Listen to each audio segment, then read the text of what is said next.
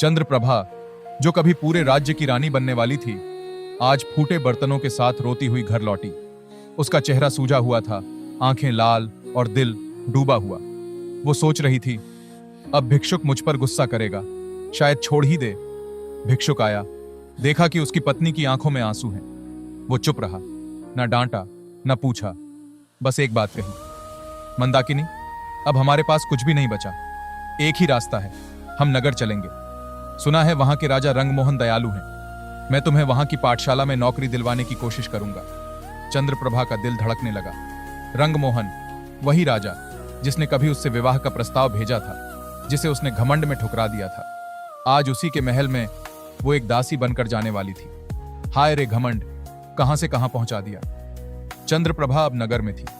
राजा रंगमोहन की पाठशाला में एक रसोई सेविका बन चुकी थी, पर अब वह बदल चुकी थी।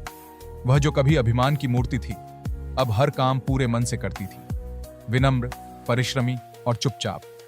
रसोई प्रमुख रंभा देवी उसे बहुत पसंद करने लगी।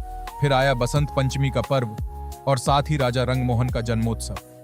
हर साल की तरह इस बार भी राजा अपने हाथों से सभी सेवकों को पुरस्कार देते थे। चंद्रप्रभा भी राजसभा में बुलवाई गई, सबके नाम पुकारे गए। अब बारी आई चंद्रप्रभा की। वो हाथ जोड़कर सिर झुकाए राजा के सामने खड़ी हुई। राजा बोले, मंदाकिनी, मैं तुमसे प्रसन्न हूं। तुम्हें तो मैं अपनी रानी बनाना चाहता हूं। चंद्रप्रभा का शरीर कांप उठा। वो बोल पड़ी, महाराज, कृपया ऐसा अधर्म ना करें। मैं किसी की पत्नी हूं, भले ही वह भिक्षुक है, पर वही मेरा स्वामी है, वही मेरा सर्वस्व है।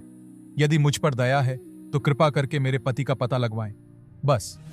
राजा रंगमोहन चुपचाप उठे और महल से बाहर चले गए। कुछ देर बाद सभा में प्रवेश करता है वही भिक्षुक जिसने एक दिन उसका हाथ थामा था। चंद्रप्रभा दौड़ती है और उसके पैरों में गिर पड़ती है। वो रोती है, मुझे क्षमा करो, मैंने कभी तुम्हें समझा ही नहीं। भिक्षुक मुस्कुराता है और कहता है, मंदाकिनी, ध्यान से देखो, क्या तुम्हें मुझ में और रंगमोहन में कुछ समानता नजर नहीं आती? चंद्रप्रभा हैरान होकर उसे देखती है और तब वो रहस्य खुलता है। भिक्षुक कोई और नहीं, स्वयं राजा रंगमोहन ही थे। राजा बोले, माफ करना मंदाकिनी, तुम्हारे घमंड को तोड़ने का और कोई उपाय नहीं था। तुम्हारे पिता और मैंने मिलकर यह योजना बनाई, क्योंकि तुम्हें पाने से पहले तुम्हें समझना जरूरी था।